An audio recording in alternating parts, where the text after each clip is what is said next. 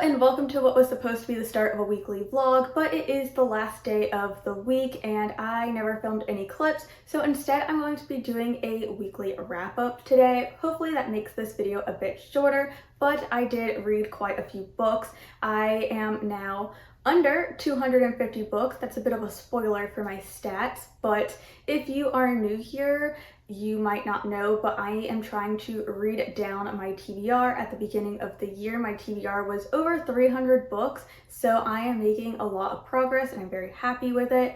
And yeah, a lot of things happened this week, so let's just get to talking about it. So there will be timestamps linked down below if you want to skip to a certain section of this video, but I'm first going to talk about my stats. So ending off this week, I have a total of 249 books on my TBR. That is under 250, which makes me so very happy. I feel like I'm hitting milestones really fast right now.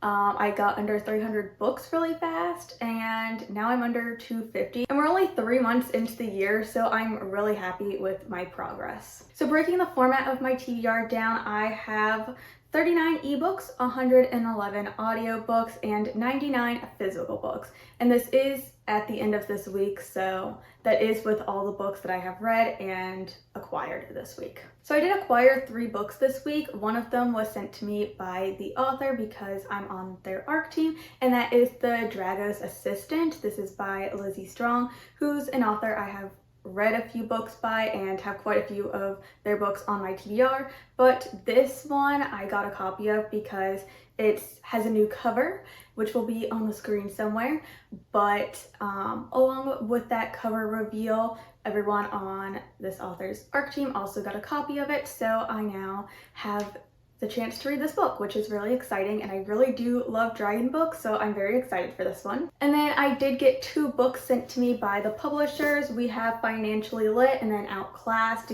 These are both nonfiction books, and I have already read this one, but I will save that one for later in this video.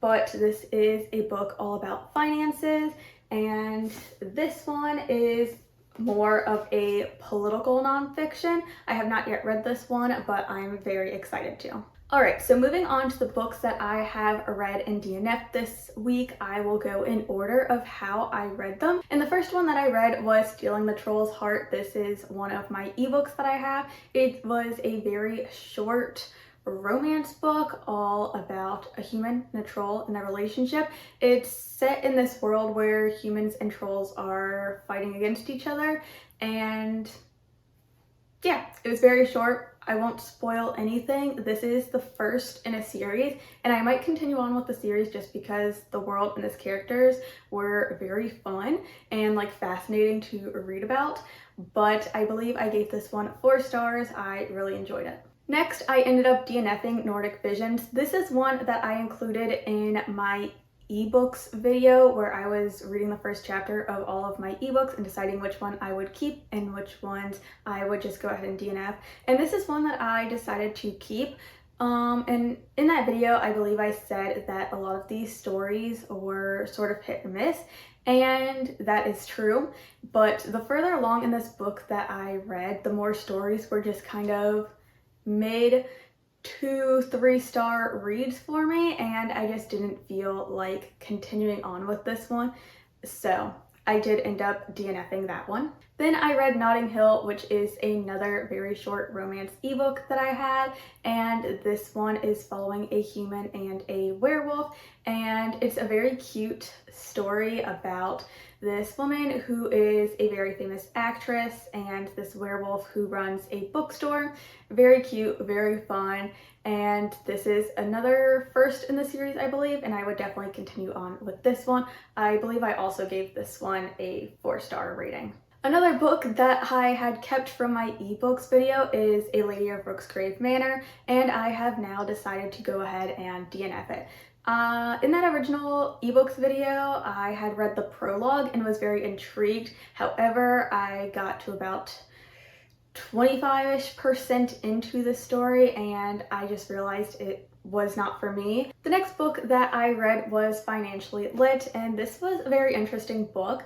I gave it 3.5 stars. My main critique with this book is sort of my main critique with most self-help books, finance gurus, that kind of thing, and it's that they like to say a lot of words without really telling you everything.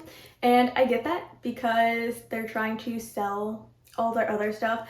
Like this author has, one-on-one sessions that she's selling. She has a podcast that she's selling.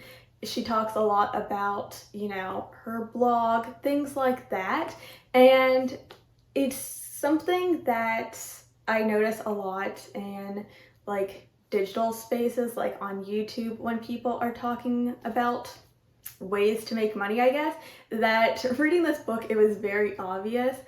And it kind of bogs the book down with this author talking about her own ventures. Besides that, I will say that I did learn a few things from this book. Some of the advice that she gives is some that I was sort of side-eyeing.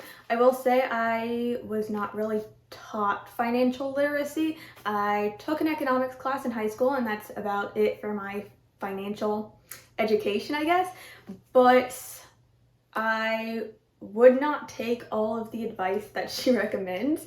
And I think one of the things that I can think about specifically is quiet quitting, which is something that went around on TikTok about people just doing, I guess, the bare minimum at their job. And she says that that's what you should do while working on sort of your other side hobbies that you want to monetize. Like if you want to start a YouTube channel, you should just do the bare minimum at your job so you can put all of your energy towards your own hobbies. And I don't think I would take that recommendation, just because that seems like a very fast way to lose your job. As someone who works at a store where people do not stay very long and get their hours cut and things like that very quickly, I just feel like quiet quitting is a surefire way to lose your job, to lose out on your steady income. And I just think that there are better ways. And maybe it's just how she was talking about it in this book, I don't know. But there were other things like that that I was just sort of side-eyeing. But again, I did learn some things from this book, which was very helpful. But there are some other things that she brings up, specifically the chapter on investing. I feel like that chapter was very short, and since this book is mainly targeted at a Latina audience, I feel like this author spends a majority of that very short chapter talking about how Latinas are very unlikely to invest and how that's hurting their finances. And while that's a good insight, there wasn't a lot about how to actually invest and to get started in investing. She definitely does not go very much into detail about it. And I just feel like more could have been added, since this is supposed to be an overall financial guide. I feel like not just defining investing terms, because that's pretty much all that chapter was just a dictionary of investment terms. And yes, I do think it's good to know these terms that are used when it comes to investing, but anything besides that, she doesn't really talk about. She mainly says, go pay someone else to tell you how to do it. And yeah, that's kind of it. She brings up some podcast episodes that you can listen to. And I will say, I have listened to a couple episodes of her podcast, and I was not the biggest fan of them for a couple different reasons. Number one is that there could be an hour-long episode, and only 20 minutes of it would be actual content. The rest is all ads. And I just find that very annoying because I'm not going to sit through an hour and not really get anything out of it. And I listened to a couple of her different episodes that she had on investing. She had one about investing that she did by herself, and then a couple other ones that she had with guests. I listened to all of those. And yeah, I would not say that they were that helpful either. It's mainly just her guest stories of how they got into investing without really giving the audience any information on how to get started with investing themselves.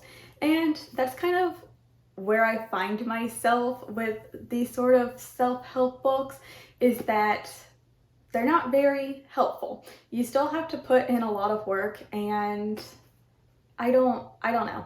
If I still have to Google and seek out other information, then what help really is a guide to it, you know? At least that's just how I feel about it. I don't know, but yeah. Again, I did learn a few things. I did learn what some of the investment terms are. I learned a lot about sort of how to create a will and a trust, things like that, different tax breaks and stuff for people who are self-employed. I'm not self-employed, but I do think that that was interesting, sort of how health insurance works for people who are self-employed.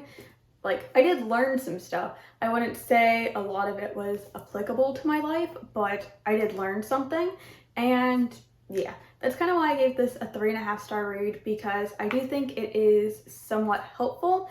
And for people who know even less about finances or who have debt and want to get out of debt, I do think reading a book like this would be very helpful.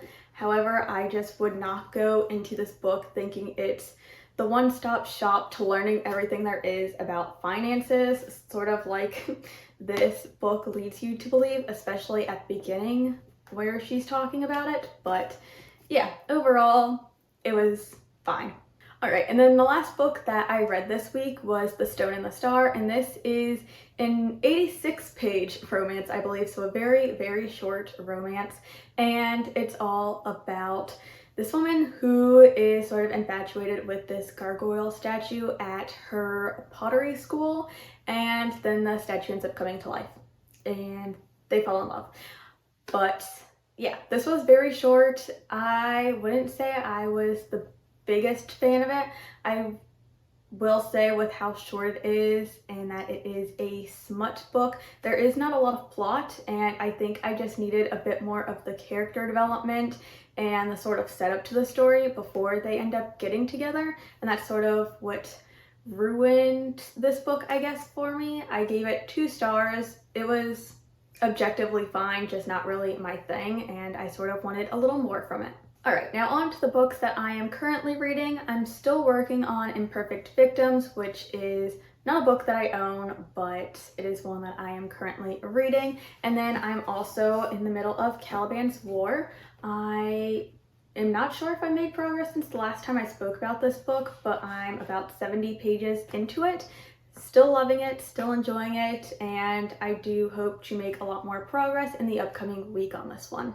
So that is it for my little weekly wrap up. I'm hoping to get back into the weekly vlogs in the upcoming week, but I will see you then. Thank you guys so much for watching, and if you enjoyed this video, don't forget to leave a like, subscribe, comment whatever you feel like commenting, and I will see you in the next video. Bye!